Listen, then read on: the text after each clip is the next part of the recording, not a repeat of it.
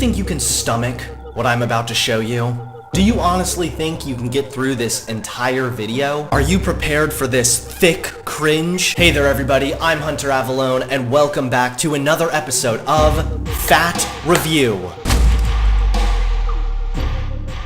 What's up everybody? Welcome to a brand new video. While you're here, don't forget to give this video a fat like and subscribe for 69 years of good health. Today we are talking about one of my all-time favorite subjects, fat acceptance. It's one of my favorite subjects because it reminds me I only have 46 years, 50 weeks, 2 days, 37 minutes, and 51 seconds left on this cursed planet. Maybe I should start gaining weight considering how awful this world has gotten. After all, you all know the saying, right?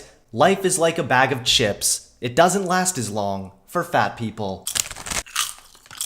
One of my all-time biggest criticisms of the fat acceptance movement is the fact that it tries to blame society for existing weight issues rather than encouraging personal responsibility. But my friends, what I'm about to show you really takes the cake. A jumbo gender studies professor who appeared on Oprah's show decided to blame racism and Donald Trump for the fact that black women tend to be overweight. That's right, guys. We've taken the whole blame Trump for everything meme to a whole new level. Do President Trump's policies make me look fat? That's the sort of question some black women may be asking themselves, a Rutgers University professor suggested during a recent appearance on the Oprah Winfrey Network. Although more accurately, the problem may be the stress and anxiety caused by the policies than the policies themselves. Brittany Cooper, who teaches gender studies at the New Jersey-based university, said on a recent episode of Black Women Own the Conversation. Wait, hold on, do they own the conversation or did they steal it? Like, I hate when people talk about black women being obese. I hate it.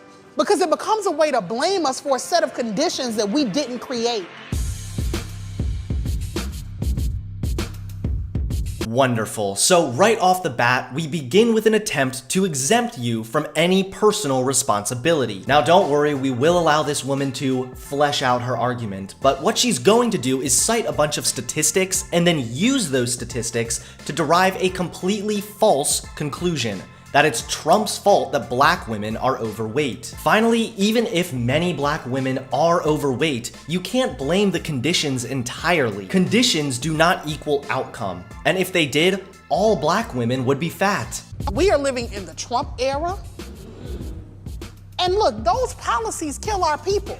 You can't get access to good health care, good insurance. So we now learn that one of the biggest contributing factors to these conditions making black women fat is the Trump era. She doesn't really bother to specify these so-called Trump policies that are killing black people, so it all boils down to the incoherent, hyperbolic ramblings of a fat woman with Trump derangement syndrome. The best we got is something to do with health insurance, which I'm not exactly sure how this has anything to do with Trump's policies. Because according to the data, black people make up a greater share of the population in the South, where Medicaid has not yet been expanded. There seems to be a lot of factors and variables affecting black people's access to health insurance, none of which appear to be correlated with Trump's policies. Even more so, studies have found black people eat more unhealthy diets, which directly contributes to black people dying younger due to heart reasons. These are all important data points to take into account, rather than blindly blaming Trump in hopes of earning some verified checkmark praise. The research says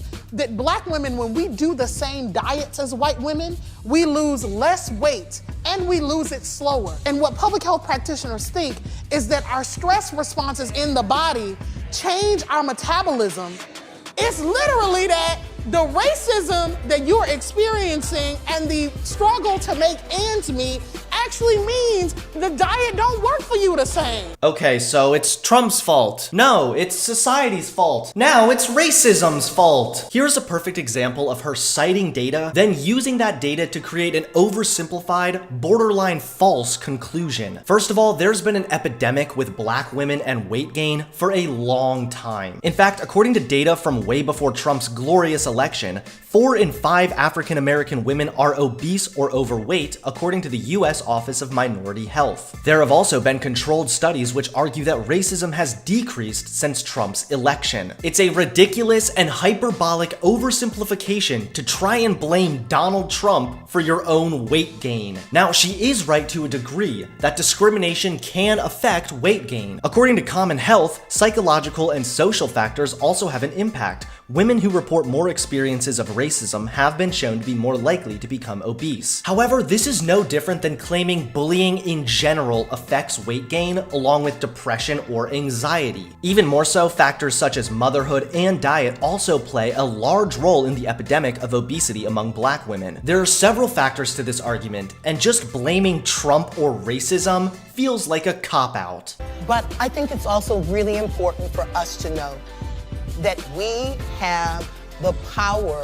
I love me. I am not the conditions that surround me. I am not my experience. I really like this other lady's response to this thick chick's crazy ramblings. You are not a slave to your conditions. And again, blaming your conditions for your weight gain is a cop-out. Don't get me wrong, I'm not saying that conditions don't affect anything. They certainly do. But you're strong enough to overcome your conditions and take personal responsibility. Even within our legal system, a person's condition is never justification for a crime they committed. In your case, your conditions are not justification for the crime of being unhealthy and overweight. There are certainly conditions that negatively affect weight gain. However, there are also ways around these conditions. Simply rolling over and waving the white flag is not a valid response to obesity. I went ahead and did some more research into this subject, especially since gender studies lady over here failed to present any real nuance to her claims. About half of African American women in the US are obese, compared to 30% of white women. Black women also begin adding extra pounds years before white people. However, unlike the crazy claims made by this professor, stress, Trump, and racism are not to blame. Experts want kids to exercise at least 60 minutes a day, but among all children, Black girls are most likely to report they got no physical activity in the past week. A lack of access to exercise opportunity may be one big reason why. Research shows that opportunities for recess, sports, physical education, or just to go outside aren't spread evenly among children. If you kind of add up those situations in urban inner city neighborhoods where most African Americans live, they are not as available. That's been documented. So one of the conditions negatively affecting weight gain among Black girls is the fact that they don't always have access to good outdoor activities. Again, this has nothing to do with Trump or racism. Don't get me wrong, this is certainly unfortunate, but these are conditions that you must overcome in order to live a long, healthy, happy life. After all, there are tough conditions everyone must overcome in order to live their life to the fullest. And trust me, you guys know a lot about being full. Black women may have a specific set of conditions, but everyone experiences difficulties in different ways, and these conditions are simply not an excuse for being unhealthy. A National Institutes of Health study that followed girls for 10 years beginning at age 8 or 9 found that over time, leisure time physical activity declined dramatically.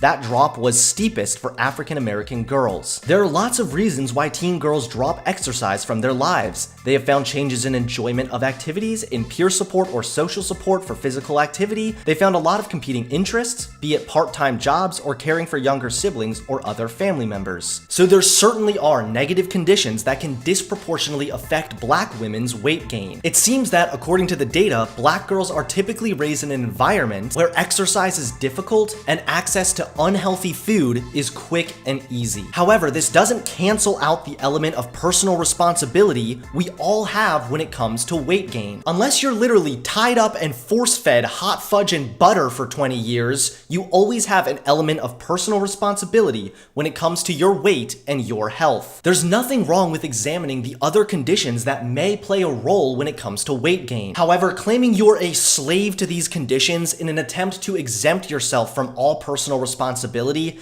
is ridiculous and far too common among the fat acceptance movement. So no, it is not President Trump's fault, and it's an oversimplified cop-out to try and blame racism for your weight gain. Fat acceptance just continues to drop enormous cringe on the masses. So put down the donut, stop blaming your conditions, and hit the gym.